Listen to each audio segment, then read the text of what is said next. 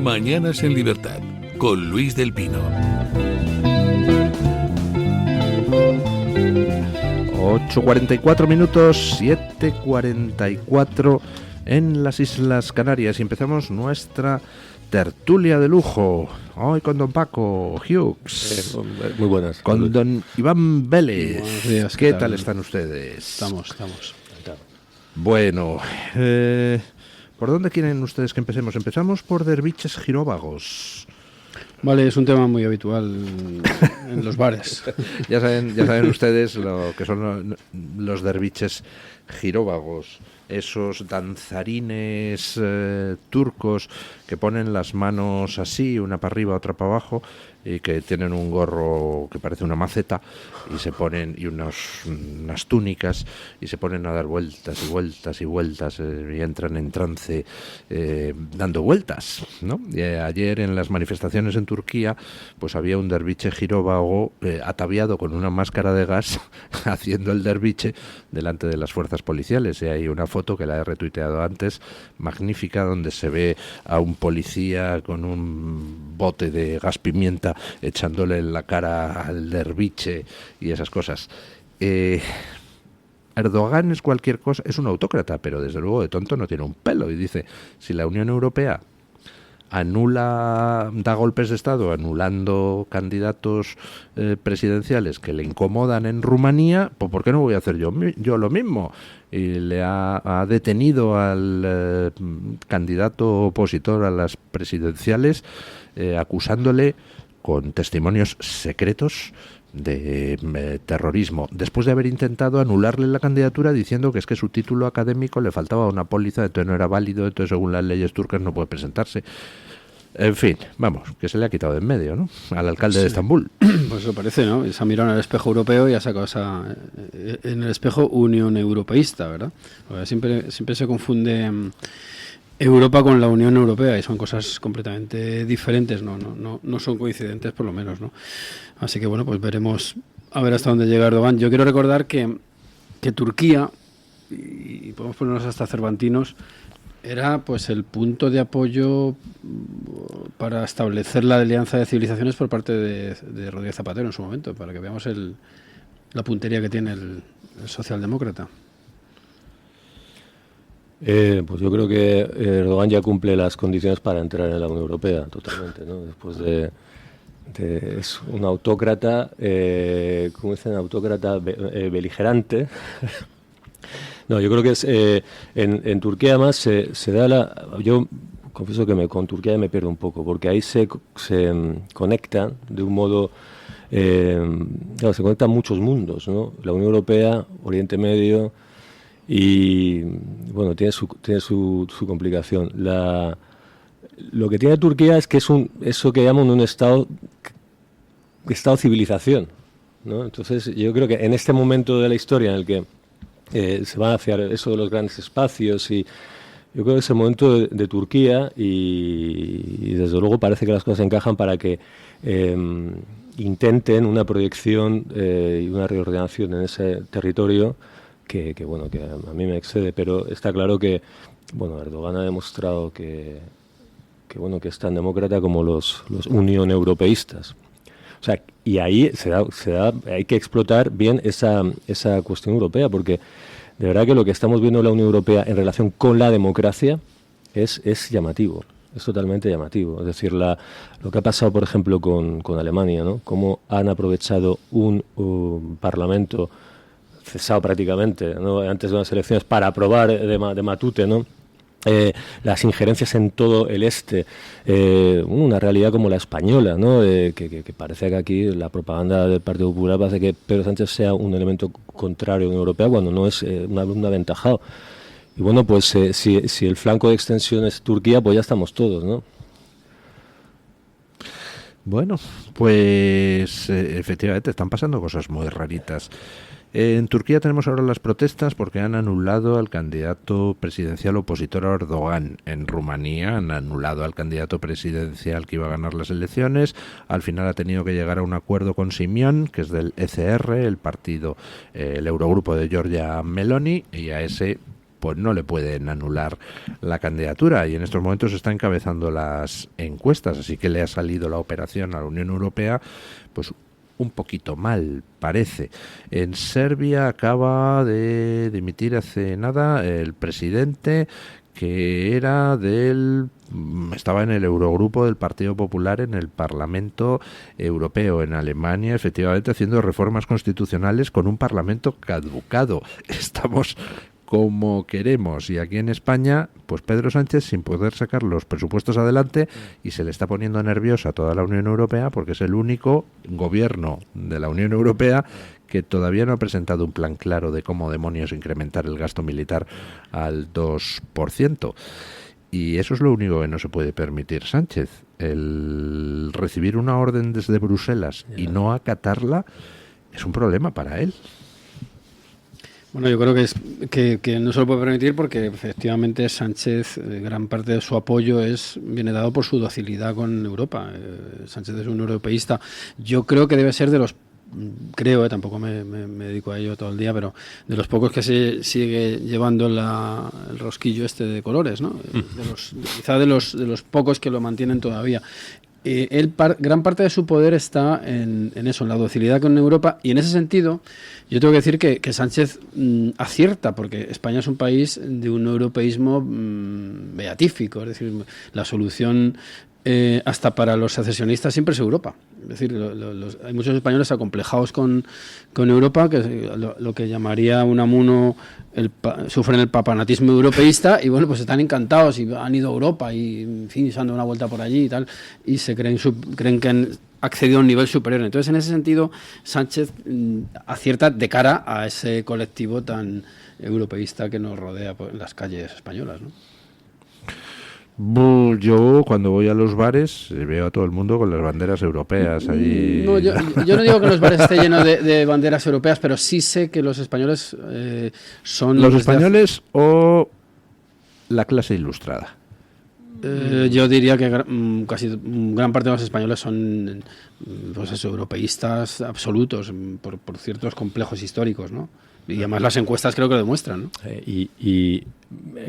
Se identifica Europa con lo moderno, claro, y con lo bien hecho y con lo democrático. Había otras declaraciones de Ayuso que como reñía a Sánchez, porque Sánchez no seguía las indicaciones de Europa, y Europa siempre es la maestra correcta, ¿no? Es la madre que nos indica, no podemos equivocarnos si seguimos lo de Europa. Yo te recordaba en un artículo mío perpetrado, y perdón por las ideas, que no tengo más referentes que no, claro, si no se cita usted mismo, no tengo más de tirar. Pero es que no me acuerdo que Hernández Mancha sacó un libro, unas memorias, el año pasado, anterior, y él contaba que el Partido Popular se llama Partido Popular porque no tenía nombre y le pusieron el de Europa. Es que hasta ese punto llega, es decir, entonces, y como la ideología dominante de la derecha actual ha sido el neoliberalismo, en versión internacional y en versión económica, y... Yo es que todavía no sé qué es el neoliberalismo. Bueno, pues es que yo cuando estudié económicas, claro, todos los profesores eran socialdemócratas y el neoliberalismo era lo malo. Entonces tú mismo le cogías a la palabra un cierto reparo, no quiero ser como estos... Por eso es que lo de neoliberal era como facha, pero, sí, bueno, en el terreno así económico. Pero ¿no? la realidad es que era algo, era algo. Entonces, era una ideología incorporada de fuera, también en lo internacional, en la visión del mundo, pero también la historia española. Y todo el leitmotiv era, tanto de Aznar como de Rajoy, fue cumplir con los criterios, parecernos a hacer las reformas para que podamos. Y eso yo creo que venía sobre un complejo, pues bueno, de la sueca, de López Vázquez, de que lo verde empieza a los Pirineos, todo lo bueno. Y por fin hemos entrado en Europa, decía. ¿Dónde estábamos antes? Ya somos europeos. Y ha quedado la gente no está ahí con las martingalas estas, pero sí que yo creo que como cuando tú, es como un limón que se va echando, ¿no? La gente al final, pues Europa le suena bien. Tú le dices a alguien, hombre, no sé irte a Europa, pero reconsidera Europa, y te dicen, hombre, ya este es un extremo, es un extremista. Europa suena bien, es una palabra que suena bien. Incluso los secesionistas españoles siempre dicen que África, ¿dónde empieza África y dónde deja de empezar? En el Ebro, dicen los de Torra y demás ralea, ¿no? Es decir, que casi no ser europeo es un insulto y te convierte en africano, esas cosas, claro, esas tonterías. Ese tema, que tú lo dominas bien, yo el otro día me releí el libro el de Pompeyo Gener. Sí. El de Herejías. ¿Cuál? Herejías. De Pompeu Gener. Bueno, ese libro es alucinante. Perdón, no sé quién es Pompeu Gener. Pues Pompeu Gener es un escritor de final del siglo XIX, catalanista, que no es separatista. Separatista al final dice, si nada de esto sale, pues ya tendremos que pensar en irnos. Pero de un racismo cientifista de final del siglo XIX, evolucionista. Y, por ejemplo, ahí lees claramente, por un lado, la necesidad de diferenciarse catalán, racial, que eso ha ido quedando, y luego también decir, no, es que nosotros sí somos europeos. Nosotros tendemos a parecernos a Europa, a recoger lo europeo, frente a eso, a partir del Ebro, que empieza pues ya lo periafricano, ¿no? La cosa ahí. Y yo creo que eso está en las ideologías de separatistas, está a la izquierda, está a la derecha. Pero no hay ni que irse a Gener, te puedes ir a Torra con los baches de ADN de hace 4 días, te puedes ir que había unos memes muy graciosos de Junqueras diciendo que había más proximidad con los franceses, claro, enseguida lo comparaban con Alain Delon y parece que había un choque importante, ¿no? Quiero decir que no, subyace en esta secta. Bueno, tiene Francisco Caja su magnífico libro en 2 tomos, La raza catalana. Que le dedica un capítulo a él, ¿no? La raza catalana es una obra interesantísima.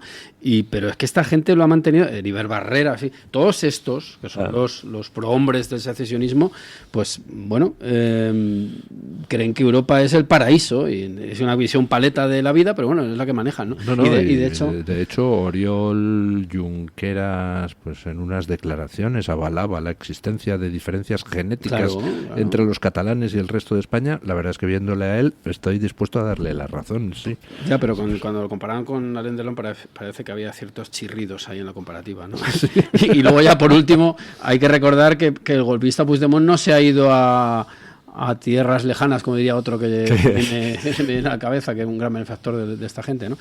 Se ha ido al corazón de Europa. Que es como diciendo, aquí está la democracia, aquí está la libertad, aquí está la tolerancia. Aquí quienes nos protegen, claro, es que nos acogemos a lo demócrata, venimos aquí. La Europa sublime, que decía Gustavo Bueno. Pero a mí yo mismo, cualquiera, cuando dice, no, es que esto lo dice Europa. ¿Cómo funciona en España? ¿Cómo despierta nuestra docilidad? Lo dice Europa. Entonces, bueno, si lo dice Europa, pues nada, para adelante. Claro. ¿Y quién es Europa? ¿Y cómo llegamos a Europa? Y solo muy recientemente se ha despertado un poquito de interés en las elecciones europeas.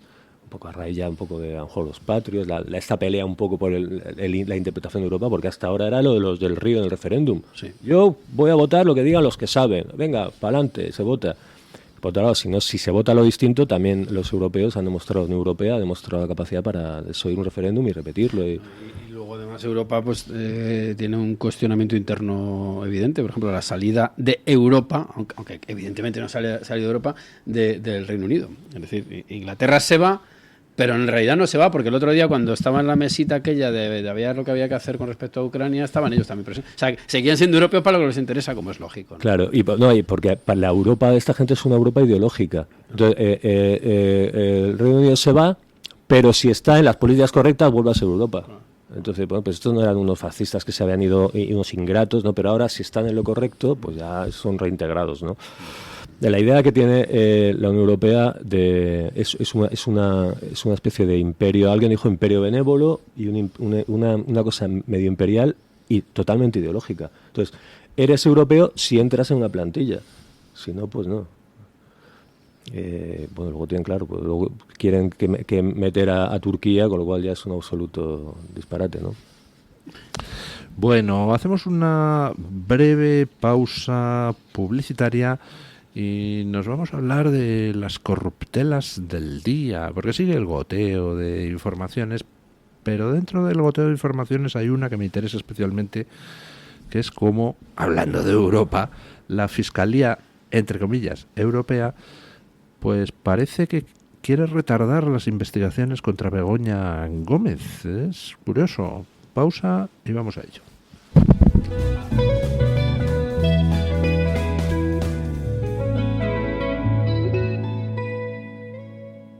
En 1935 se fundó el que sigue siendo un referente en el tratamiento hospitalario del enfermo mental. En Málaga, el Hospital Psiquiátrico San Francisco de Asís. En 2005 se complementó este hospital con la Comunidad Terapéutica San Antonio. Infórmese en el 952 2014 64 o en www.hospitalsanfrancisco.com. ¿Tu piel ha perdido firmeza? ¿Tus articulaciones están más rígidas? La fórmula de Aminopac contiene aminoácidos precursores del colágeno y vitamina C necesarios para la salud de tu piel, huesos y articulaciones.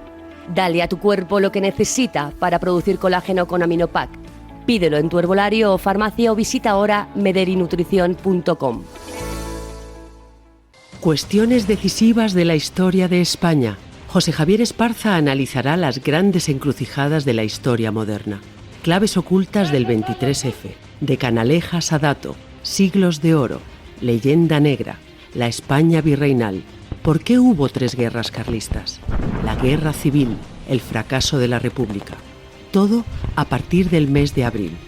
Entra en la web www.clubdeamigos.torotv.com, escríbenos un correo a clubdeamigos@clubdeamigos.org o llámanos al 91-616-2464. Repito, 91-616-2464. Porque juntos somos más fuertes. Escucha este programa cuando y donde quieras. No importa si te perdiste el directo, porque lo tienes completo en podcast. Encuéntranos en iVoox, Spotify, Amazon Music y Apple Podcasts. Radio Libertad, a un clic de distancia.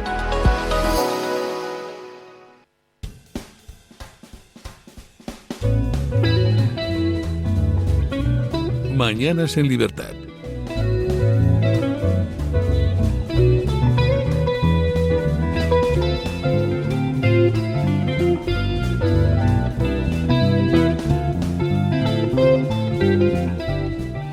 Bueno, antes de continuar con la tertulia, permítanme que hablemos un momento del coste de la calefacción. Las facturas de calefacción siguen subiendo y para ahorrar, pues, ¿a qué recurrimos? Pues a pasar más frío. A menudo pensamos que los radiadores antiguos son para toda la vida, pero lo cierto es que se han quedado obsoletos.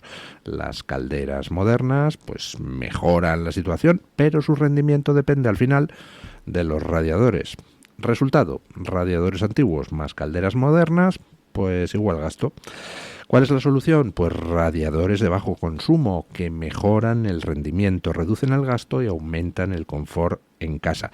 Cambiar sus radiadores no es un gasto, es una inversión en ahorro y confort. Además, si tienen ustedes aerotermia, pueden obtener frío y calor con el mismo radiador. ¿Quieren más información? Pues llamen al teléfono 620-517-207 o bien entren en la web www.radiadordebajoconsumo.com.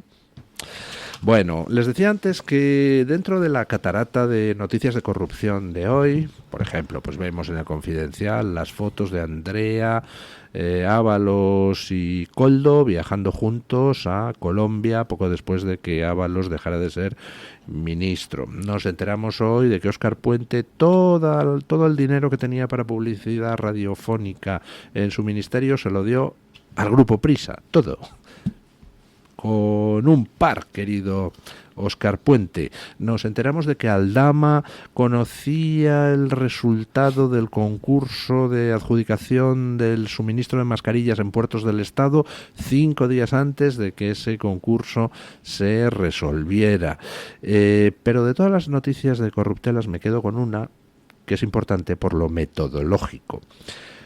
Cuando nos dijeron que la Fiscalía Europea intervenía para fiscalizar todo lo de la mujer de Sánchez referido al empresario Barrabés porque había ahí fondos públicos europeos implicados, pues yo dije, malo, malo, malo. Porque ¿quién es la Fiscalía Europea? Pues la Fiscalía Europea es Sánchez. Porque a los fiscales españoles de la Fiscalía Europea lo nombra Sánchez. Y los fiscales españoles se dedican a ver pues todas las investigaciones sobre posible desvío de fondos europeos en España. O sea, que si el gobierno de España desvía fondos europeos, quien investiga si lo ha desviado es el gobierno de España, que es quien nombra a los fiscales. Es una cosa espectacular. Y llevan 9 meses la Fiscalía Europea, entre comillas, investigando los manejos turbios de Begoña Gómez, y parece que la investigación se eterniza. Y el juez Peinado, que lleva en España la causa contra Begoña Gómez, ha dicho a la Fiscalía Europea, oiga, ¿qué pasa? ¿Cuándo van a enviar ustedes los datos sobre las posibles corruptelas con el empresario Barrabés, etcétera, etcétera, etcétera, ¿no? Bueno, pues esto recuerda, siempre que comentamos esta cuestión, a mí me parece que estamos ante un serial periodístico, político también, y que lo judicial, al final, como está controlada completamente la justicia, en lo serio, en lo importante, en lo que les afecta, pues las consecuencias son poco esperables. Volvemos otra vez a lo de Europa como final de toda esperanza, y no lo contrario. Yo me acuerdo, a mí, esas son esas cosas que te marcan hasta que te escarmientas. Cuando el Prusés nos decían, Europa vendrá y lo solucionará. Vendrá Europa. Europa, más Europa, más Europa. Bueno, pues Europa no pasó nada. De hecho, es refugio de rufianes. Y con esto igual, si esperamos que... No va por ti, Gabriel. No, sí. Ah, también va por ti, Gabriel. Pero al final, pues esto igual. Es que son unos en lo importante lo tienen controlado, con lo cual, pues no hay nada que esperar. Y usted no espera mucho de las causas judiciales. Esto es un serial periodístico para 2 o 3 medios que tiran para un sitio muy concreto y ya está. No va a tener ninguna consecuencia, ni en los votantes. ¿Usted cree, por tanto, que todas las investigaciones judiciales en realidad son trampantojos destinados a hacer creer a la gente que Sánchez va a caer? No, hombre, no, eso no lo creo. Y creo que hay, dentro de que no hay separación de poderes, hay forcejeos, hay personas, hay intentos, hay dignidades profesionales que se tratan de defender su profesión, la ley, ciertos márgenes. Pero que al final yo creo que las cartas están marcadas. Y entonces, por un lado, sí que creo que esto genera la idea de una oposición. Oposición es lo que hace el prior del Valle de los Caídos. Eso es oposición al sanchismo. Una oposición casi metafísica. Lo otro es, sí, Sánchez. Yo al final me están haciendo admirar a Ábalos. Me está empezando a caer bien, que yo ya me preocupa, porque a mí Ábalos porque Ábalos no me importaba nada. Yo lo veía un otro aparachic de estos del PSOE, pues con la pinta lo decía todo, y ahora veo en él pues una especie de reedición de los suspiros de España y Portugal, el personaje de Juan Luis Galiardo. Yo veo un tío que dice, coño, ¿qué imaginación le echa a la corruptela? Que coloca a su novia, o sea, su sobrina, a sus ex, a su suegro. Es un corrupto y un jeta, pero es simpático, ¿quiere usted decir? Bueno, y que te hace comunidad. Y a su familia la coloca, y se acuerda del suegro. Y dice, no me deis más datos de Ábalos, que me está cayendo el candidato bien. Aquel en Sudamérica, que su cartel electoral era porque yo me mojo, pero salpico, ¿no? Parece que es al salpico bastante, sí. Bueno, y ya callo, le dejo de palabra. No, yo creo que ahí yo creo que Sánchez se aplica la máxima orteguiana de España es el problema de Europa de la solución, sobre todo si la solución están teniendo fiscales elegidos por él en Europa, ¿no? Y es verdad que en ese sentido yo siento ser un poco, no quiero parecer un aguafiestas el lunes por la mañana, pero esta gente que nos rodea, que acaricia con las manos la caída de Sánchez, pues paciencia, porque tiene todo bastante controlado. El ya está, que soltó hace tantos años cuando hablaba de cómo se maneja la fiscalía, es que ya está. Y hay otra sobre fiscalía europea, encima europea, con lo que hablábamos al principio de la tertulia, ¿no? Que tiene esa especie de aval moral, que Europa es el mundo de las libertades. Sí, y claro, por eso la llaman europea, claro. Porque si la llamaran los fiscales de Sánchez para tratar de tapar las corruptelas de Sánchez, no tendría el mismo efecto, ¿no? Efectivamente, sí, pero el efecto es el que está buscando, que de alguna manera por arriba, hombre, es que este país tan atávico, vamos a ponerlo en son, y ¿cómo se hace esto? Pues limpiando el expediente de la señora Begoña. Hombre, tampoco por ello hay que abandonar toda esperanza. Es un poco lo que decía Hughes, ¿no? Que siempre hay unos forcejeos internos hasta gremiales que pueden decantar la balanza hacia el otro lado, pero es cierto que subestimar a Sánchez me parece, y subestimarlo en el sentido de pensar que en Europa puede haber solución a esto o al golpe de Estado, a este tipo de cosas, pues es ser un poco ingenuo, porque este señor ha demostrado ya perfectamente quién es y de lo que es capaz. Y entonces, que creo que en alguna tertulia de esta radio en su momento ya hablamos de esa figura que él tenía colocada, o de esas figuras que tenía colocadas en Europa, pues él las va a utilizar en su beneficio, de eso no cabe ninguna duda. Bueno, ¿usted tiene esperanzas en alguno de los casos judiciales que están en estos momentos en marcha? ¿O como don Paco piensa que todo es yo tengo el pelo, teatro? como decía Chabelo Vargas, completamente blanco, entonces ya no me creo algunos cuentos. Pues yo espero que pase algo, porque este gobierno me parece un gobierno absolutamente corrupto, pero más que por las paletadas estas de las colocaciones de amantes y de enchufillos y tal, pues por el tema de la amnistía y otros asuntos de altísima corrupción política, digo. Yo hago lo que puedo, soy un estoico. Sí, pero es que a mí yo no tengo esperanza, porque aparte a mí me parece es asombroso lo de esta gente, cómo están consiguiendo, por ejemplo, en Valencia, ¿no? Mazón tiene lo suyo, pero cómo han conseguido finalmente el Mazón asesino, sí, y repetirlo, y se ha ido de rositas, parece que se ha ido de rositas la gestión del gobierno, que es una gestión que... A mí me maravilla que el Tribunal Supremo todavía no se haya pronunciado sobre las querellas presentadas contra Pedro Sánchez, para admitirlas, inadmitirlas o algo, ¿no? Sí, pero la propaganda ya está, es aplastante. El asesino, además asesino, llamarle asesino. No, es que ellos por un lado, había dos asuntos, que cada uno tenía sus palabras y sus cosas. Uno lo han ido apagando, y el otro lo van subiendo.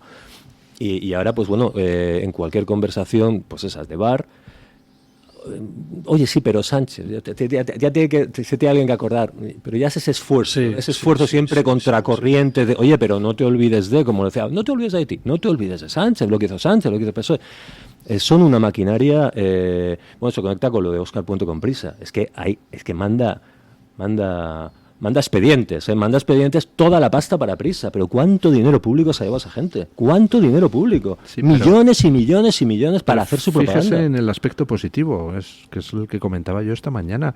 Es una noticia que nunca volverá a repetirse, porque como ahora el grupo Prisa está enfrentado a Sánchez, ya no le volverán a dar una. Vamos a ver quién le hace la felación más grande a Sánchez, porque son dos sectores. Yo te lo estoy haciendo así, ahora te lo vamos a hacer de otra manera, pero bueno, es que son enfrentados a Sánchez. Bueno, a ver, yo nunca he cogido el periódico ese y he visto un enfrentamiento.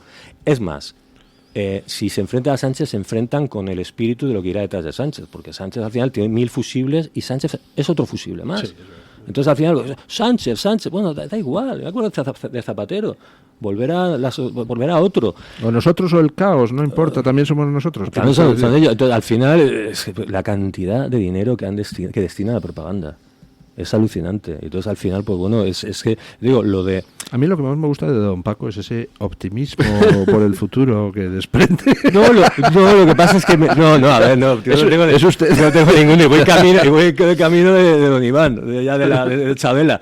El asunto es que... lo que pasa es que yo me molesta un poco, que no es el caso de hacer buen periodismo y sacarlas, porque es verdad que es un reguero diario que hay que contar, pero la narrativa política del antisanchismo mondilirondo, que es que este tío es muy malo, ahora vamos nosotros a heredar.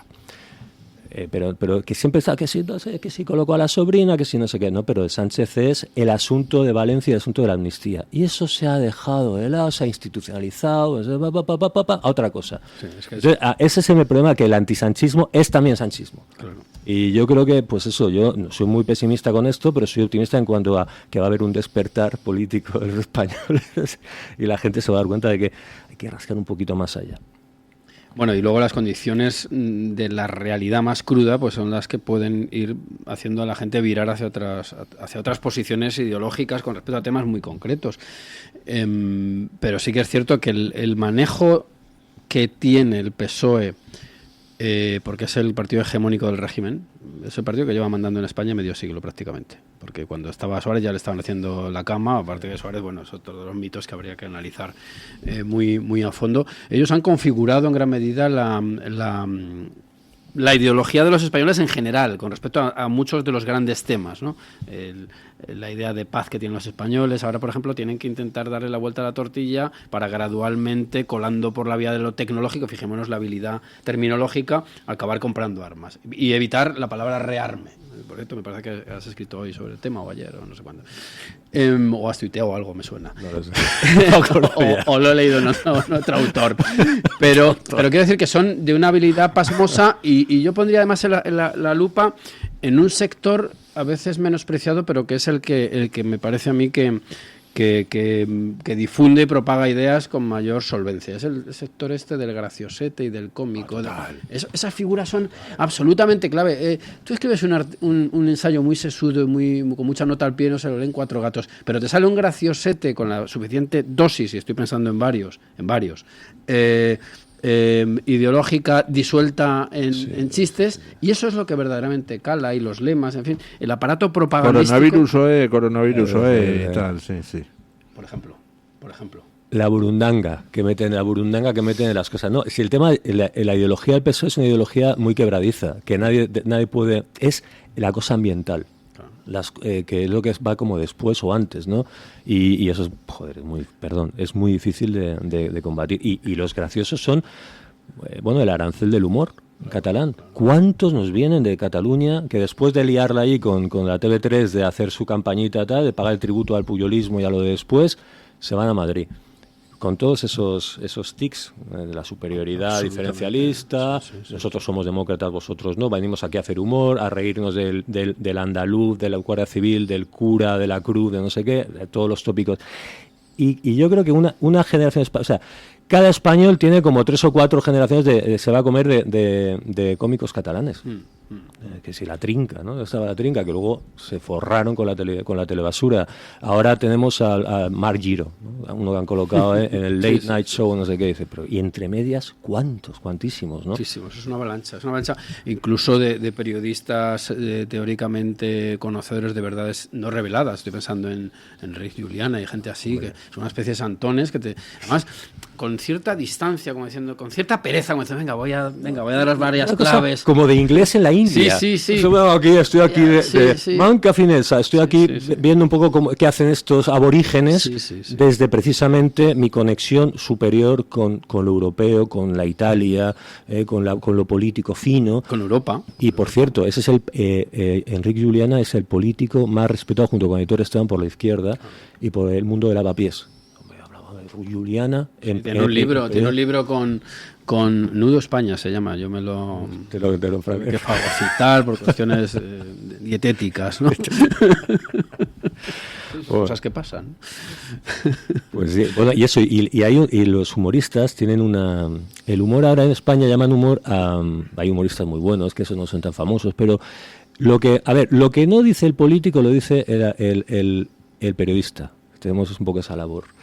Y luego lo que ya ni siquiera el periodista dice, lo dice el humorista. Es un nivel de degradación que va a bajar.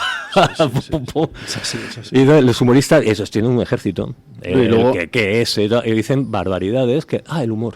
Y luego recursos retóricos que están funcionando muy bien en la España actual. Por ejemplo, poner en circulación el término cogobernanza es el que acaba señalando como asesino a Amazon y quitando de la ecuación a Sánchez, que se paseó por allí, le fue agredido, luego estaba bien, nos tranquilizó mucho su estado de salud y no ha vuelto a aparecer por allí. Y ya está, y no pasa absolutamente nada. Ese es el problema yo creo que de España, ¿no? Que el juego que hay de cacique y capo, constante y que quien domina, no me gusta la palabra relato, no me gusta, no soy posmoderno, ¿no? Pero quien domina el marco interpretativo. El marco interpretativo, por ejemplo, pues es el que arroja la culpa hacia el otro, ¿no? Y así está funcionando. Por cierto, que en Valencia, lo de Amazon, si ves desde el principio, yo soy valenciano, sabe don Luis, pero desde muy pronto la pinza entre Sánchez y los nacionalistas. Siempre, porque la primera manifestación, el trabajo sucio, el trabajo de campo, lo hicieron los nacionalistas catalanistas, separatistas de allí, que tienen su público y el mundo de Compromís y tal. Y siempre funciona. Entonces, al final, claro, el dominio televisivo del mundo catalán, el duopolio, más todo lo que tiene el PSOE, pues, eso es mucho. Eso son las teles, al final, el mundo, el marco cultural, y eso es muy complicado, la verdad, de superar y vencer. Yo creo que, pues no lo sé, serán las condiciones un poco estructurales o las condiciones materiales, serán las condiciones económicas a las que se enfrenta la gente, el cansancio de lo evidente, porque el dominio político que tienen es tremendo. Yo es que cada vez que le oigo hablar con esa mirada tenebrosa al futuro, es que me acuerdo del chiste del pesimista y el optimista. Es que dice el pesimista, la situación está tan mal que vamos a terminar todos comiendo mierda. Y le contesta el optimista, ¿qué va, hombre? No va a haber mierda para todos. Sí, bueno, es que ha dicho esto, no queda otra que seguir, pero bueno, yo creo que yo creo que es mejor retratar, o sea, ponerlos, como dirían ellos, ponerlos en valor. Y valorar lo bien montado que lo tienen, porque tratándolos de tontos y estos son, dice que están, yo llevo toda la vida así, y al final pues es que te van sopas con onda, te van dando, ¿no? O sea, ¿usted no tiene esperanza de que el viaje que tiene programado Sánchez a Pekín en abril sea para pedir allí asilo político? Vamos. Como broma me parece buena, pero vamos, no, yo es que decía Iván lo del tiempo que lleva mandando. Yo creo que lleva más que Franco. Sí. Este régimen tiene su desgaste, ¿no? Por ejemplo, el otro día la polémica de Bob Pop, cuando fue Julia Calvet allí a hablar, la que lió el Bob Pop ¿no? Que le dijo de todo. Dijo, hombre, deshumanizáis a los inmigrantes. Y empezó a decirle de todo. Niña mona, no sé qué, extrema derecha, que deshumanizas a la gente, que no tienes entrañas, unas barbaridades. Sí. Pop es un destilado de tanta cultura ya que llevamos del mundo almodovariano, como el mundo almodovariano es otra de las ramas que construyen como el imaginario ¿no? El gay desenfadado, que dice auténticas barbaridades de modo frívolo. Pues hombre, es que son muchas, que conecta con Lorca y entre medias no hay nada, y al final dices, joder, es que son muchas décadas ya creando, y bueno, pues eso, y el hartazgo de quien ve que es que no vamos a conocer otra cosa. No, y luego, con respecto a eso de las escalas, me siento aludido, las escalas históricas, ¿no? Y es que yo, lo digo por otro día, me saltó en las listas de esta reproducción de YouTube, te salen sugerencias en vertical, ¿no? Y me salió una cosa, un debate, por llamarlo de algún modo, que tuvimos hace mucho tiempo, moderado por Pedro Insua, Fernando Paz, Juan Carlos Monedero y yo. Y yo le dije a Monedero que hablábamos de memoria histórica hace ya 10 años, o por ahí, hace ya muchos años. Y yo le decía que estaban las escalas ya niveladas, escalas temporales. ¿Cuánto dura el franquismo? Yo decía, vamos a ver, el franquismo que empieza en el 36 o en el 39, acaba en el 75 o en el 78, porque si coges la horquilla más amplia son 6 años más o 6 años menos. Y entonces estábamos ya en la escala, ahora ya sí hemos superado temporalmente este régimen al anterior, y es un momento perfecto para establecer ya comparaciones, parametrizar, por decir el palabra, ¿no? Y es cierto que la hegemonía es absoluta en este tiempo, sí. El PP ha entrado cuando le ha tocado por cuestiones de alternancia a hacer un poco el trabajo sucio, pero ideológicamente están en las mismas coordenadas, son europeístas los dos, absolutos, y en lo cultural, que es un término también muy complejo, que ha aportado nada, no ha aportado nada. De hecho, se les han reído muchas veces porque decían, no, vuestro referente es Norma Duval.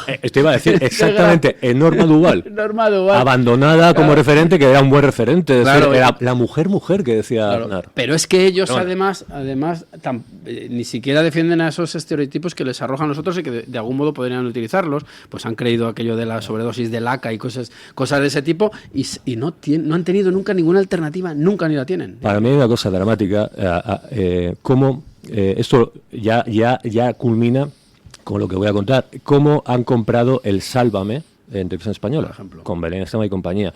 El Sálvame era un programa contenedor con muchas críticas, era basura, lo que queráis, pero era un programa bien hecho, muy efectivo y que recuperaba, se quedó con todo el mundo de las risas del corazón. Sí. La Pantoja, la Jurado, todo ese universo. Pues universo, pues un poco de la clásica maruja o el marujo como yo, que a mí me gustaba ver eso. Y ahí se recogía todo el mundo cultural del tardofranquismo, los toreros, no sé qué. Se lo fueron quedando y eso al final, ahí participó Sánchez, cuando empieza la campaña llama allí. Sí, llamó. Y al final se lo acaba quedando Televisión Española, lo han ido haciendo progre, feminista, transformando y se lo van quedando. Y bueno, es que por no hablar, ya que estamos metidos creo que en el corazón del asunto, que es el tema propagandístico, por no hablar de las series pretendidamente históricas, que siempre es que son previsibles. Hay feministas recalcitrantes hace ya en el siglo XIX. Bueno, es una cosa tan descarada. Y todas eran aztecas. Sí.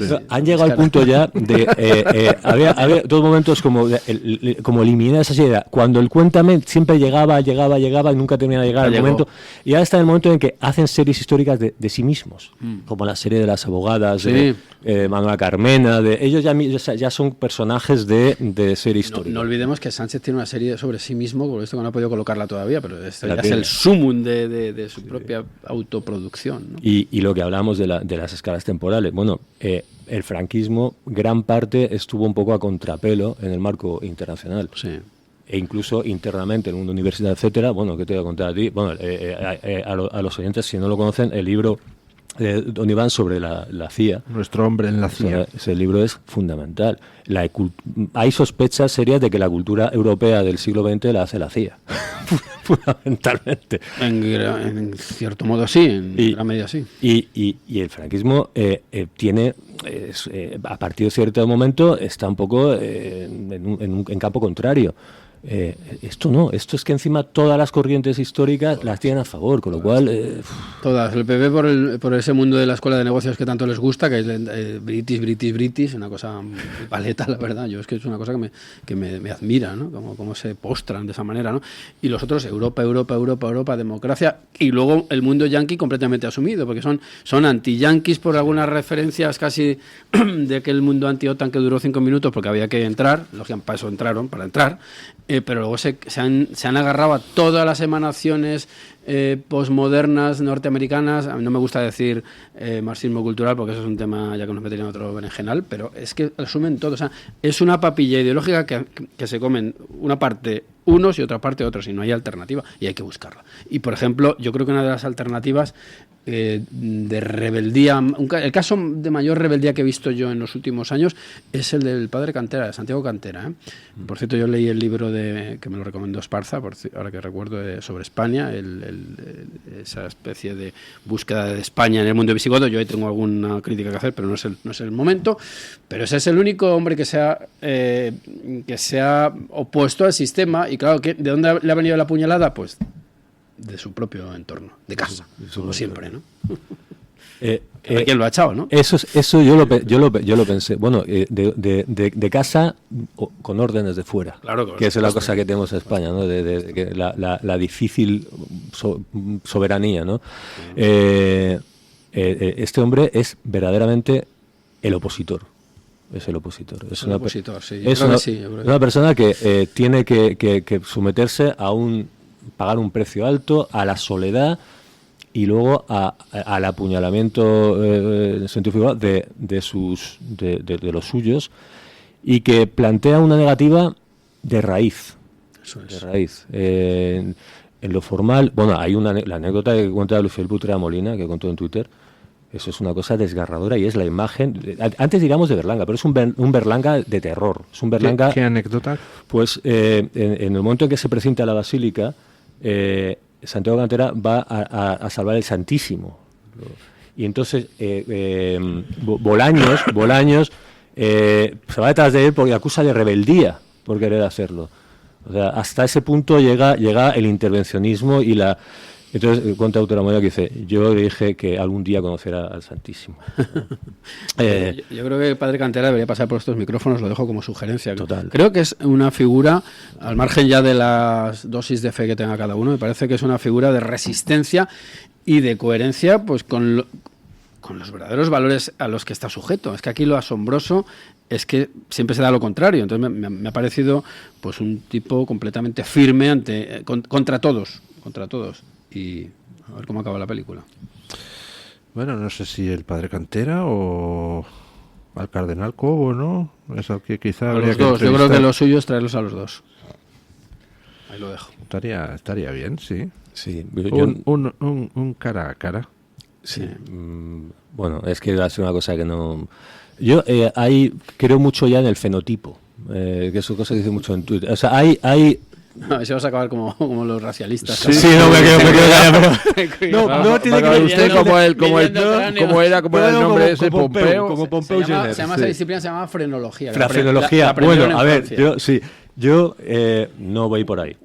Pero hay unos tics. Hay ciertos tipos de gafas, no miro las suyas. Hay ciertas cosas.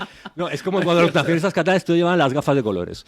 Yo veía uno con gafas de colores y decía, ya, cuerpo a tierra. O la época que Antes se llevaba mucho la capucha en esos ambientes, la capuchita. capuchita, o cuando se ponían con el traje de Tony Miro, que no sé qué ha quedado la marca de Tony Miro, todo eso de negro, ¿no? Y hay un cierto tic que puede ser fiscal de Sánchez, que no sé qué, joder, que tienen todos la misma pinta, que ya sé por dónde me viene. Pues mira, te voy a hacer una recomendación para leer.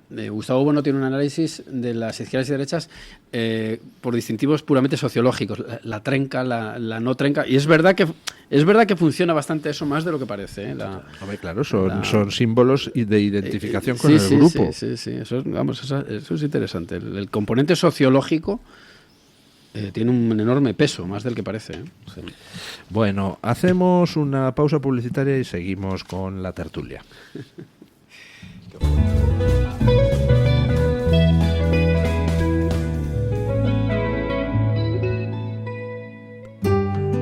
A los abuelos que juegan a piratas y unicornios sin importar el reuma, a los que dan dinerito a escondidas y a los que sacan esa ternura extra nunca antes vista. Gracias. Gracias porque sois el mejor regalo que nuestros hijos pueden tener. El Pozo Extratiernos.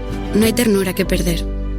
El DHA omega 3 es clave en el funcionamiento normal del cerebro, la visión y el corazón. Si te preocupa el deterioro asociado a la edad, debes tomar DHA. El DHA de Mederi Nutrición tiene certificación IFOS, máximo estándar de pureza y calidad. Busca DHA Pure NPD1 o visita ahora mederinutrición.com. Está harto de que le hagan esperar al teléfono, de que no le expliquen las ventajas de la contratación en sus seguros. Ahora puede contar con Incos. Le damos un trato personalizado y le ofrecemos un ahorro en sus seguros. Así que no espere más y llame a Incos al 91 032 69 47.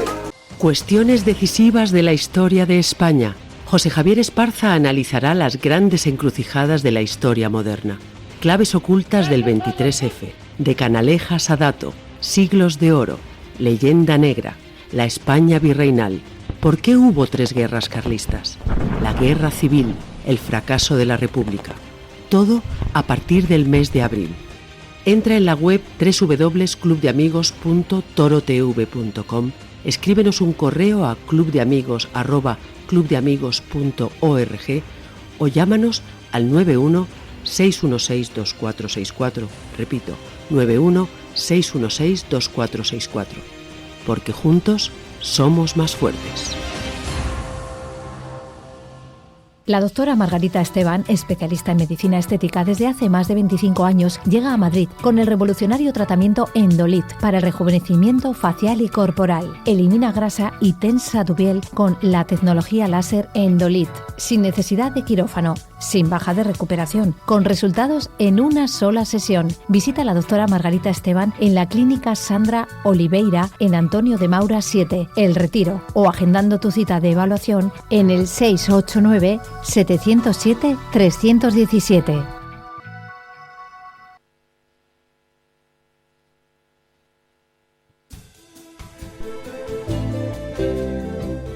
Mañanas en Libertad, con Luis del Pino.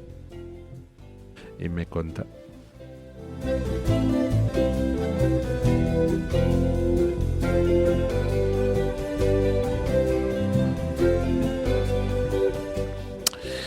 Bueno, me gustaría que habláramos un poquito en términos un tanto abstractos del follón que hay en Estados Unidos. Estados Unidos, pues ya saben ustedes que tienen un sistema de separación de poderes que a pesar de los pesares todavía funciona. A lo largo de los años la izquierda progre ha ido colonizando el sistema judicial americano porque no se cortan un pelo y siempre lo que han tenido enfrente era el Partido Republicano tradicional, pues que es como el PP de aquí, o sea, de lo que coge y te nombra a su cuota de jueces y al final no sé cómo nos las apañamos, que esos jueces de cuota de la derecha, pues la mitad de las veces votaban con la izquierda progre, ¿no? Hasta que llegó Trump y empezó a reformar todo eso, cubriendo vacantes con jueces, pues hombre, verdaderamente serios y por supuesto no progres. Pero todavía queda más o menos de los como 600 jueces federales de nivel intermedio que hay en Estados Unidos, porque pues hay como 300 nombrados por presidentes progres, Obama, Biden, etcétera, y 300 nombrados por presidentes no progres, la mitad de los cuales son nombrados de hace tiempo, pues por Bush y demás, y adolecen de esa especie de pasividad ante lo progre. Bueno, el caso. Tal como están las leyes en Estados Unidos, un juez federal de Wisconsin coge y te paraliza una orden presidencial en todo el país, lo cual pues es un concepto un tanto demencial. Vale que en su circunscripción geográfica paralice lo que quiera, pero en todo el país, pues entonces tienes 300 jueces progres repartidos por distintos sitios, con que uno actúe con criterios políticos, pues ya, en vez de aplicando justicia, pues ya te está haciendo boicot a la labor del gobierno. Claro, pues eso plantea un problema, porque ¿dónde pones el límite? Es verdad que parece que es un poco extralimitarse que los jueces progres juzguen con criterios progres y paralicen acciones del gobierno simplemente porque no les gustan. Eso no parece administrar justicia, pero por otro lado tampoco podemos dejar que los gobiernos se quiten de en medio a jueces que no les bailan el agua sin más ni más, porque eso conduciría también a una tiranía de signo contrario. Entonces, pues es un debate muy interesante y la verdad es que es de difícil resolución, ¿no? Es de difícil resolución por varios motivos. En primer lugar, porque claro, el juez y el símbolo de la justicia es la mujer con los ojos vendados, la espada, que es la ejecución de las sentencias, y la balanza, que es, digamos, el equilibrio, medirlas, sopesar, ¿no? Pero es verdad que los jueces pues tienen ideología. Los jueces no son, o sea, no existe. Creo que hubo en su momento, no me acuerdo dónde, un proyecto de hacer una máquina de sentencias, como algo, buscar la absoluta neutralidad, cosa que es verdaderamente imposible, porque la metodología del juez es puramente humana, es decir, no es una cuestión estrictamente mecánica. Entonces, extirpar de algún modo la ideología del juez es dificilísimo, porque incluso imposible. Es imposible, vamos. Efectivamente, todo el mundo tiene su ideología.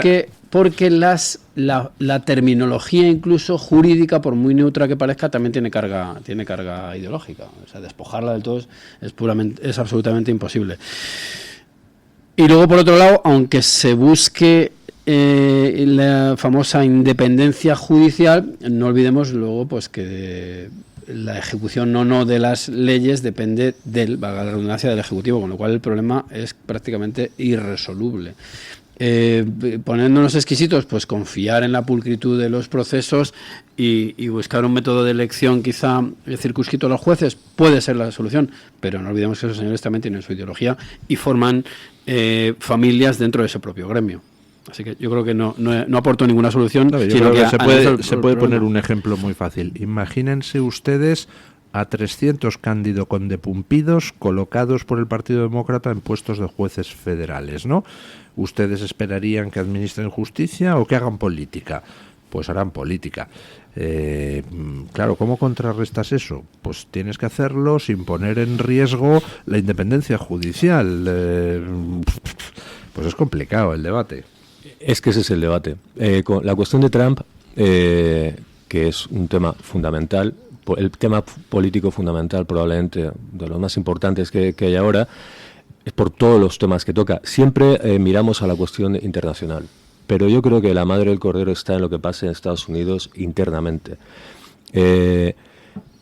Lo que algún autor ha hablado de autor de verdad, no como aquí firmante, ha hablado de contrarrevolución.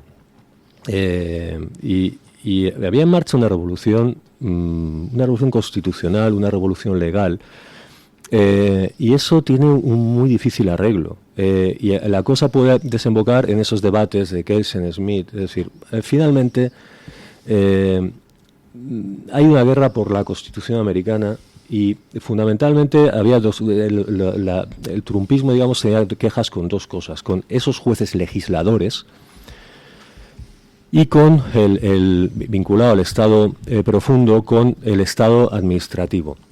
Esa maquinaria burocrática que en sí mismo era un poder, era otro poder, como un cuarto poder, y desarticular eso encuentra enormes dificultades en un país en el que sí hay separación de poderes y sí puede salir un juez y paralizar al Ejecutivo.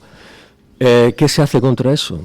Pues yo creo que esa es la guerra interna que tienen, y durante todo este tiempo hemos estado escuchando lo contrarios a la legalidad, a la democracia, que era cualquier cosa que hiciera Trump, ¿no? Era la propaganda, no lo etiquetaba así.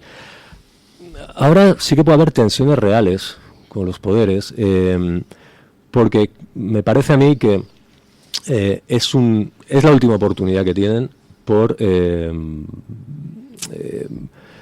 digamos, conseguir reapoderarse de su Constitución. Y fundamentalmente hay dos visiones: o hacerlo por las buenas o hacerlo un poquito por las malas. Es utilizando las propias herramientas, o devolver la cuestión a la situación anterior, o utilizar las herramientas de los progresistas, que es otra tentación. Esa apisonadora legal y las instituciones para tirar hacia adelante. Yo creo que esa es la cuestión más candente de qué va a suceder con la democracia americana, tensionada por una auténtica revolución interna, por una mutación, pues un poco como pasa aquí. Y al final, la realidad es que puede haber separación de poderes, pero hay detrás una guerra ideológica profunda, y yo creo que el mundo de Trump no va a parar. O sea, no se pueden permitir ser derrotados, porque en la siguiente se ha laminado completamente cualquier forma de oposición. Yo creo que aquí vamos a presenciar en esa lucha entre los poderes hasta dónde puede llegar, por ejemplo, el Doug de Elon Musk, ¿no? Es decir, bueno, pues y aquí se mezcla realmente el engranaje jurídico con la decisión detrás, con la política fuerte detrás. Y no sé, yo tampoco tengo más que, verlo, aprender, porque yo creo que hay una tentación de fondo, es decir, devolvemos la cuestión al estado anterior, saneamos lo que hay, o utilizamos las herramientas que tienen para hacer política en el sentido contrario. Hombre, yo creo que hay que hacer política en sentido contrario, pero porque es que la alternativa no es entre una visión progre y una visión no progre, no, la alternativa es entre democracia y no democracia, porque lo que ha sido la revolución progre en los últimos años ha sido un intento de sustituir la voluntad popular por la voluntad de unas élites. Exacto. Eso es fundamentalmente antidemocrático, es lo que hemos estado viendo, por ejemplo, también en Europa, con lo cual hay que utilizar las herramientas del Estado democrático no solo para frenar lo que llevan haciendo décadas y para revertir lo que han hecho, sino para consolidar que no se pueda volver a hacer nunca eso de arrebatarle al pueblo la capacidad de decisión. Entonces, Trump es fundamentalmente la revitalización y revalorización del Ejecutivo. ¿Hasta dónde puede el Ejecutivo en una democracia? Y en la democracia, que es en Estados Unidos. Y esa es la cuestión. Entonces, el gran va de retro es el populismo, porque reconecta una mayoría popular con el jefe de gobierno, y entonces eso es el fascismo, pues también es la democracia. Para esta gente dice el fascismo, no, pues no, pero un gobernante con la legitimidad popular, 77 millones y pico de votos en las condiciones en las que lo hizo, pues eso es la democracia. Y entonces Trump se enfrenta, en la primera fue derrotado, se enfrenta otra vez con todas las cortapisas posibles. Ahora tiene la ayuda tecnológica de Elon Musk, ¿no? Y de sus analistas, sus genios del ordenador y tal, pero una capa intelectual que también ha ido creando. Esa es una cosa muy curiosa también. Este segundo trumpismo tiene mucha más materia gris detrás. No son 4 adeptos y con su voluntad, sino hay bastante desarrollado, y bueno, pues yo creo que es apasionante ver. Por eso, para mí lo más apasionante del trumpismo es la cuestión interna, ¿no? Esa lucha, ¿no?, del Ejecutivo. Una lucha contra el Partido Republicano tradicional, dice usted. Bueno, contra el establishment que incorpora al Partido Republicano tradicional. Igual que aquí, pues, el establishment... que son esos famosos rinos, ¿no?, republicanos solo en el nombre, o los never Trumpers, ¿no?, que son distintas, cualquier cosa menos Trump, que son varias formas de llamar a esa capa, y que luego tienen son los neocons en política internacional, ¿no?, que vamos ahí, sigamos con Ucrania, sigamos con tal, bueno, pues ese mundo, ¿no? Bueno, vamos a ver en qué acaba ese debate sobre la justicia en Estados Unidos. Básicamente hay dos caminos. El gobierno Trump tiene 2 caminos. El camino de intentar a algún juez que se está pasando especialmente en sus intentos de paralizar el gobierno americano, y algún juez que tiene vinculaciones claras con el Partido Demócrata, pues lo que le gustaría a Trump es hacerle un impeachment, una moción de censura, y quitarle de juez, pero eso está previsto en el ordenamiento americano, pero eso es muy complicado porque les haría falta que 7 senadores demócratas apoyaran esa destitución de un juez. Por tanto, no creo que vayan a ir por ahí los tiros. Bueno, aunque nunca se sabe. Segunda cosa, podría intentar Trump un cambio en las reglas simplemente para introducir algo que a mí me parece de sentido común. Si un juez federal en Wisconsin paraliza una orden presidencial, pues bueno, la paraliza dentro de Wisconsin a la espera de los recursos, pero eso de que uno en Wisconsin pueda paralizar una orden presidencial en todo el estado, pues parece un poco raro. Entonces ese cambio normativo, no sé cuáles serían los trámites, si tiene las mayorías o no tiene las mayorías, sería una vía. Y la otra alternativa, que parece que es por la que va de momento Trump, pues es la batalla ante el Tribunal Supremo.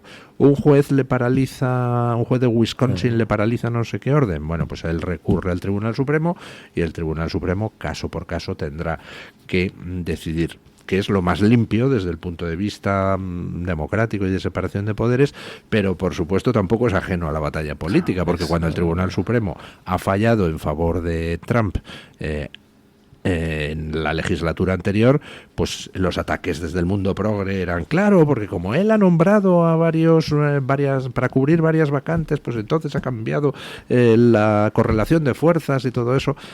Es decir, al final es todo batalla política. Claro. Remite un poco a lo que decíamos de Sánchez paralelamente con Europa. Si tú eliges, pues... Y lo que pasa en España. Finalmente, a veces yo participo también de eso, un poco el idealismo democrático, ¿no? Bueno, si tenemos diputado de distrito y no sé qué, la cosa está resuelta. Bueno, es mucho más complicado. Y al final... Mire cómo está el Reino Unido para ver si la cosa está resuelta con diputados de distrito, ¿no? No sé, digo que depende del distrito, ¿no? De muchas cosas, ¿no? Pero al final, bueno, pues igual que aquí en España, al final aquí estamos a lo que diga el Constitucional. Sí. ¿Quién manda el Constitucional? Bueno, pues entonces al final y ahí por la Corte Suprema, hombre, Trump, los nombramientos que hizo Trump fueron la gran conquista política del primer mandato. Que la gente era, bueno, tal, mete aquí.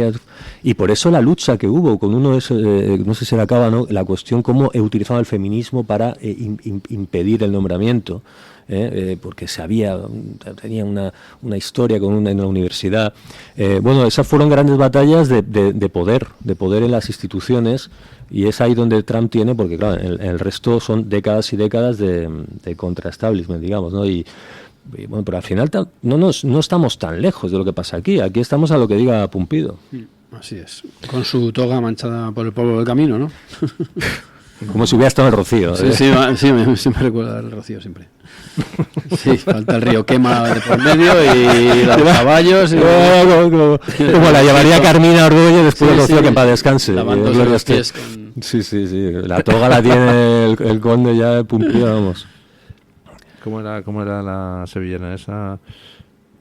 Sueñan los pajarillos con el río Quema. Pues eso. Y las carretas y tal. Ese era Pumpido. Tienen unas canciones muy transgresoras, Mártires del Compás, contra este tipo de cosas. Pero bueno, ¿Quién es Mártires del Compás? Un grupo un grupazo andaluz, Mártires del Compás. No había oído hablar nunca. Que siempre meto una cuña musical. ¿Qué pasa? ¿Son amigos o qué? No, que yo los escuchaba, ¿no? Que tenían ciertas críticas hacia el Rocío y hacia Lucas de Alba. Momento. No se ponga aquí a criticar el Rocío, que yo no me digo que tenían críticas ellos al Rocío, a ciertos aspectos sociológicos del Rocío, concretamente. Bueno, sociológicos, no de fe, nadie se ofenda. Vale.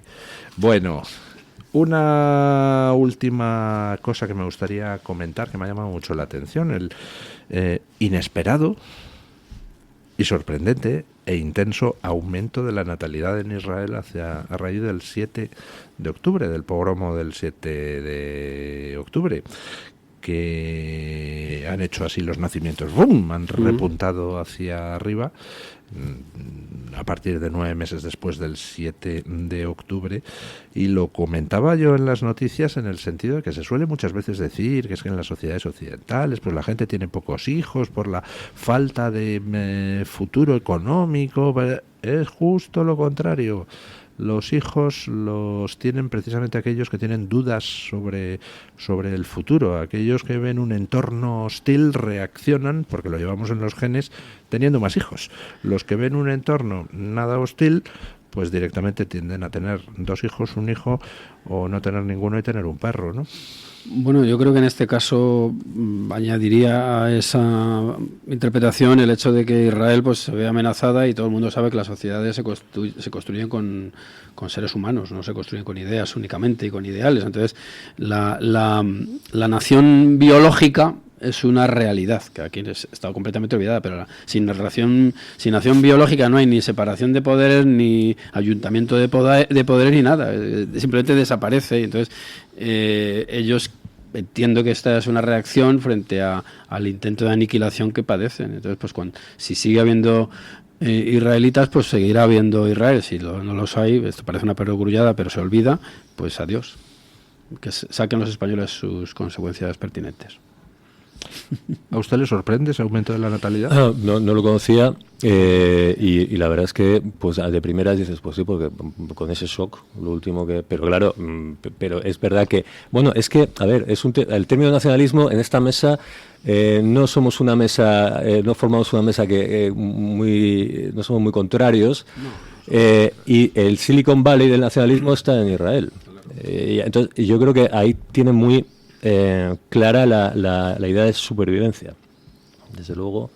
Entonces, a veces siempre hemos comentado, hay una política muy a favor de Israel, pero para unas cosas, pero no para otras. ¿Por qué no incorporamos algunas cosas de defensa de la propia, ¿no? Y es verdad que empieza por la natalidad.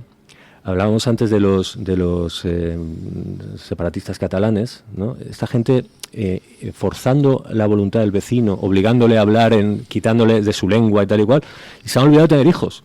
Sí. Entonces, es un nacionalismo que se ha quedado a mitad. Sí, bueno, vale, lingüísticamente todo esto dominado, ¿no? Todos los ámbitos oficiales están dominados lingüísticamente.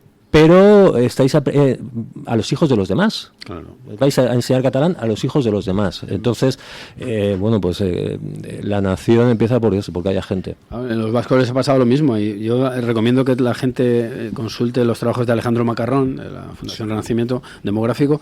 Son demoledores. Es decir, y esto va en contra, por cierto, de las tesis de los fundadores de esos nacionalismos, que lo basaban todo en cuestiones biológicas y tal. Es que ya la biología no existe. Es decir, si no hay reposición de vascos y catalanes racialmente puros, vamos a ponernos en sus perspectivas verdaderamente repugnantes, pues no hay nada que hacer, señores. Y luego intentar meter en vereda a los otros, pues ya veremos cómo acaba la cosa en estos dos casos. ¿Cómo se dice aberrieguna en árabe? No tengo ni idea. Pues habría que empezar a buscarlo. Bueno, don Eric Gutiérrez, ¿qué dicen nuestros oyentes? Pues don Luis, lo primero que voy a hacer va a ser recordarle la libre encuesta de hoy. A los oyentes de Mañanas y Libertad les preguntábamos cómo valoraban el tiempo que dedicamos a información internacional en el programa. Si es mucho, si es poco, no sé si los tertulianos se quieren mojar. Más que cómo lo valoramos aquí, ¿cómo valoran ustedes que se hable mucho de tema internacional últimamente en España? Bueno, yo creo que es necesario. Porque a veces somos un poco aldea al margen del mundo, y yo creo que está bien, vamos. ¿Don Iván? Bueno, depende también de que entendamos por internacional. Pues entiendo que ahora mismo, puesto que estamos vinculados al Imperio Americano desde el año 53 y un poquito antes, pues es lógico que se hable del Imperio Americano, lógicamente. Y puesto que estamos en una lucha de plataformas imperiales, como siempre se ha estado, pues es lo normal. Me imagino que si este programa se hubiera hecho en los años 80, estaríamos hablando de USA y de la URSS, pero estamos en otro contexto, ¿no? Bueno, ¿qué dice la audiencia? Pues la audiencia, don Luis, ya centrados en Mañanas en Libertad, les dábamos 4 opciones. Es demasiado, es el correcto, es muy poco y yo qué sé. Pues ha ganado con un 70%, es que es el correcto. La gente de Luis está de acuerdo con que el tiempo, que en general últimamente pues es cierto que es gran parte de la información, o digamos 2/3 o la mitad de la información es internacional, pues la gente está de acuerdo porque creen que es mucho más importante en estos momentos esa información internacional. Después ha quedado en segunda posición, es demasiado, con un 12%. Cierto que es segunda, pero a mucha diferencia del 70% que cree que es correcto. En cuarta posición, la gente, yo qué sé, ha dicho yo qué sé, no ni le importa ni le da importancia, con un 11%, muy cerca de ese 12% de la opinión de es demasiado. Y por último, el 7% ha dicho que es muy poco. O sea que entre el 70% y entre el 77%, perdón, de la suma de los dos, entre es correcto y es muy poco, la gente está muy, muy a favor, don Luis, de que siga usted por ahora por ese camino de la internacionalidad, o que incluso vaya a más. Ya lo ve en la libre encuesta. Si quieren le leo alguno de los comentarios, que había muchos en referencia, pues que está muy bien hablar de tema de Ábalos, bueno, lo llamaban de otra manera, pero bueno, el tema de Ábalos, de cosas que pasan aquí, pero que al final todo lo que pasa fuera nos acaba remitiendo a España.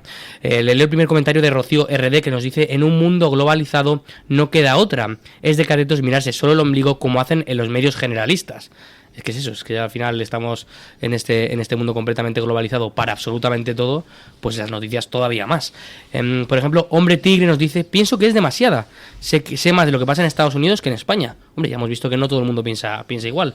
Hay gente que prefiere que se hable un poco más de España. Es el caso en este caso de Hombre Tigre. No creo que se llame así, pero bueno, ese es su nick, ¿no? Nos dice Simanares y dice: cada vez somos más los que vivimos fuera, por lo tanto sí interesa la información internacional. Ya no solo hablando de la gente que vive aquí, ¿no? Es que hay mucha gente que nos escucha de fuera.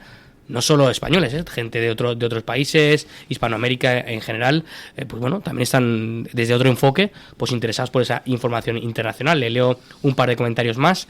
Nos dice Alba Monasterio: es correcto, pero poco. Estamos en un mundo globalizado y estamos dentro. La información internacional es fundamental. Y por último nos dice Carlos López: a mí me gustaría más información internacional. Lo que ocurre en España es totalmente dependiente de lo que ocurre en el mundo. De hecho, el enfrentamiento entre el socialismo globalista y los patriotas defensores de las naciones democráticas es completamente global. Bueno, pues para los que han dicho que las noticias de internacional son pocas, una última hora que veo que pone Principia Marsupia en Twitter. Erdogan no solo está encarcelando a sus rivales políticos. Esta mañana han detenido en sus casas a varios de los fotoperiodistas turcos más conocidos. Entre ellos, por cierto, a uno de la agencia France Press. Pues nada. Veremos. Golpe de Estado en marcha. Muchas gracias, don Iván Vélez. Muchas gracias, Hughes. Muchas gracias, don Eric Gutiérrez. Gracias a ustedes que nos han mandado sus opiniones. Y ponemos punto final a la tertulia con ayuda de nuestro amigo don Paco Linares, que quiere reflexionar sobre cómo en España la ingratitud es políticamente correcta. Buenos días, don Paco. Lo de ser ingrato en España es rigurosamente cierto. Cuando alguien lo ha dado todo por el bien común y sin hacer daño, nadie se lo reconoce. Buenos días, don Luis del Pino, y gracias.